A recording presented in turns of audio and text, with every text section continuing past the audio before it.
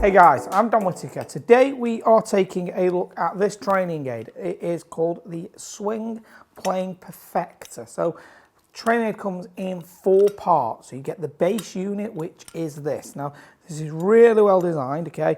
Mine's a pretty well used piece of kit. Obviously I've been really happy with how it works. It essentially replaces sticking alignment sticks through the floor. We've got degrees here on the top, a bit like kind of on a compass or protractor, where you've got numbers and it allows you to get it to the set number that you like it on for something, and then you can remember that. So it's a setting that you would use all of the time. So I think that's really, really clever. Okay, it's dead lightweight, it's out of aluminium. Okay, and it obviously fits pretty nicely into your golf bag. It is designed to teach you how to get the right swing plane, or to help with that, assist it. Okay. Great thing is it's perfect if you play and practice in places where you don't have a grass driving range. So loads of places across the world that don't have that. So we're not all really fortunate and have beautiful climate all the time. So this is a great piece of kit, okay? Pretty nicely put together. So what you get is you get 3 alignment sticks, okay? So these 3 alignment sticks fit together into the base unit, okay? So what we do is you get one through the bottom here, okay? So extend that back. That is like an extension of your ball to target line, or as I'm going to show you, the base of the plane line. I'll explain what that is. Okay, we have this cross section here, which just basically supports the unit. If you didn't want it this way, you can actually tuck this edge under the mat and not have this one in place if you haven't got that much room. I don't like to dig it under my mat because my mat's embedded in the floor, but you can basically just get this thin edge here, and it's designed to go under the mat, and then the weight, if you stood on the mat, just stops it from moving. Lastly, what we've got then is we've got this top edge. Obviously that can then move from either side, okay? So we get this over this way, get it at the angle we want to have it, and then slide the alignment stick in. Dead simple and easy to set up. So what we then do is pop this down on the ground right here. Okay, so what I would then do is find out from your club what the lie angle is, okay? Okay, so what is the lie angle of your golf club on the floor? I'm not asking you to actually physically measure it, but what we would do is we'll get that in here, and then we'll bend the stick so that it's matching. Okay, so these are both on the same level. You don't want it too steep and you don't want it too shallow, as that's obviously going to massively affect the way with which you then take the club back.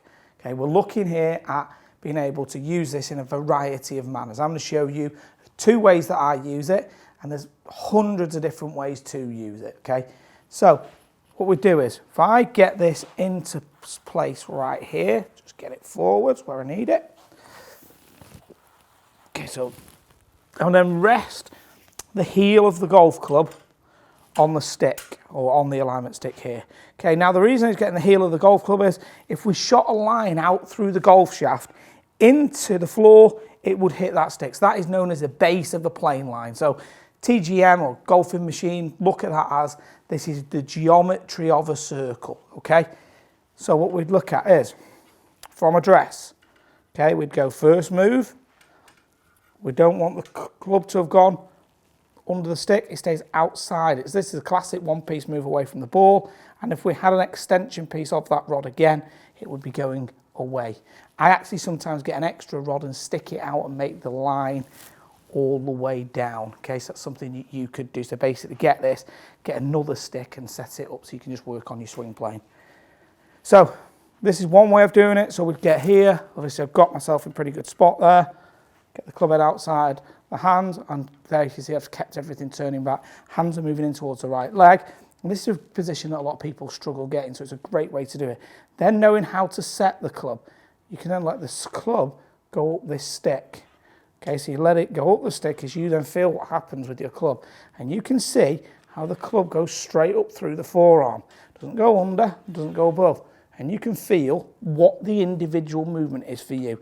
Are you feeling this in your left arm? Are you feeling this in your right wrist? Are you feeling it in the left wrist? There's many different ways to do it.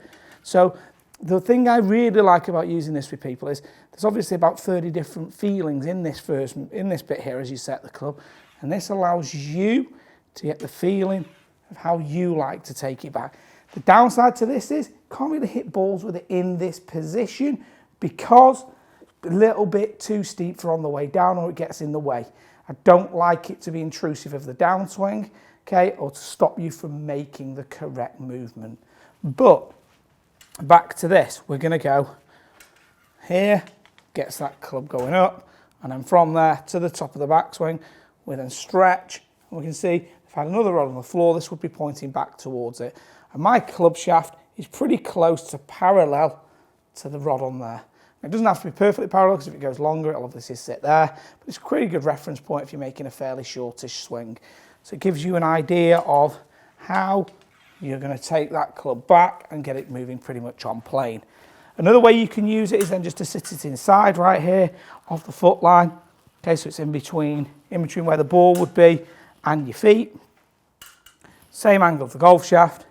This time you're going to be working at going back, and then as you're setting it, you're getting it, your club shaft parallel to it, to the top. You can hit balls with it in this position.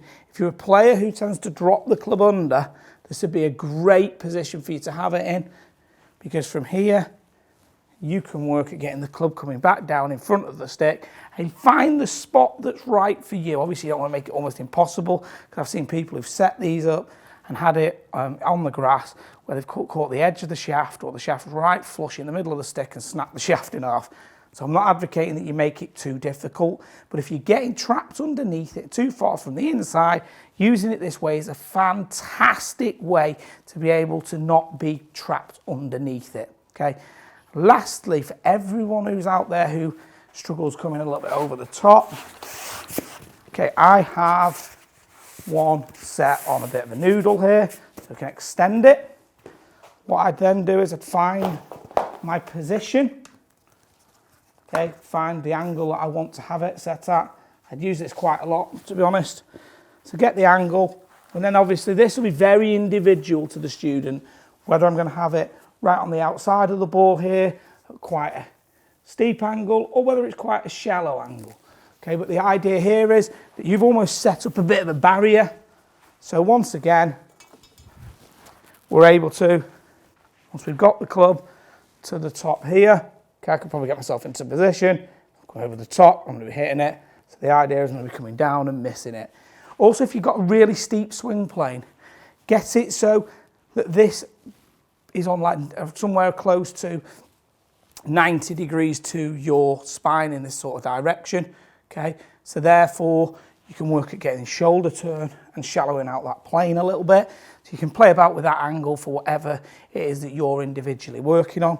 But this will definitely stop the over the top, because you get the feeling or the feedback. And you can work at coming a little bit more on the inside. Conversely, you could use that for down the line if you are going too far out to the right, or you want to take your hand path to go more left. This is something, again, I would use.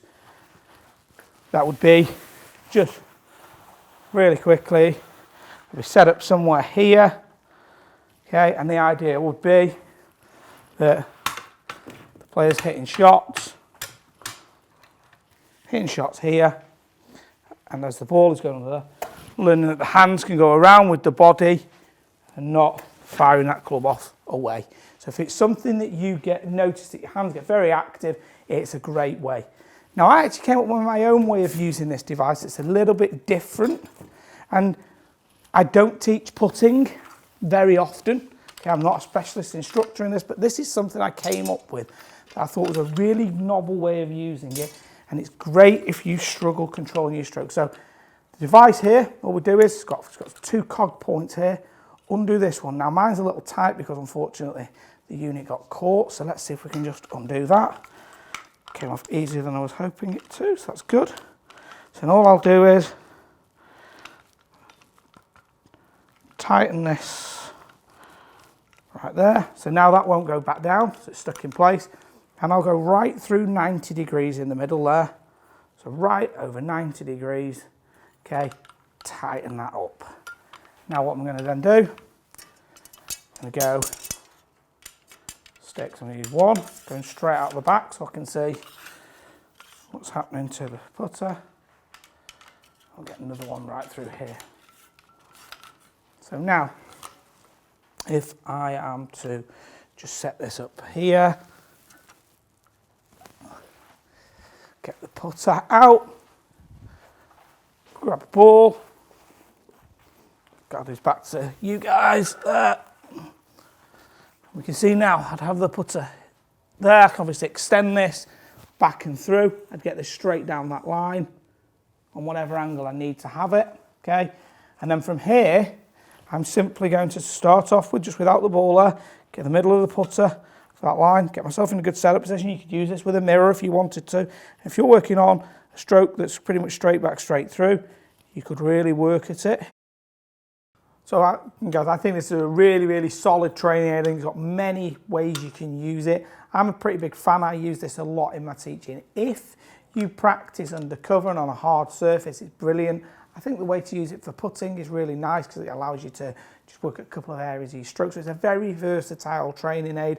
I use this a lot. Okay, just much less intrusive than some of the other bigger playing devices that are out there. You know, in terms of being able to take it to the range from a convenience standpoint, fitting in the bag and the 3 alignment sticks. So, big fan of this one. You know, it's only downside is it's not that cheap, but it's really well put together. It's about 120, 130 pounds. It's really good, and it's called the Swing Plane Perfector. Hope you've enjoyed the video. If you'd like to see more from me, please jump over to my website. I've got all the social media links below. Got loads more videos coming. Thanks for watching, and speak with you again soon.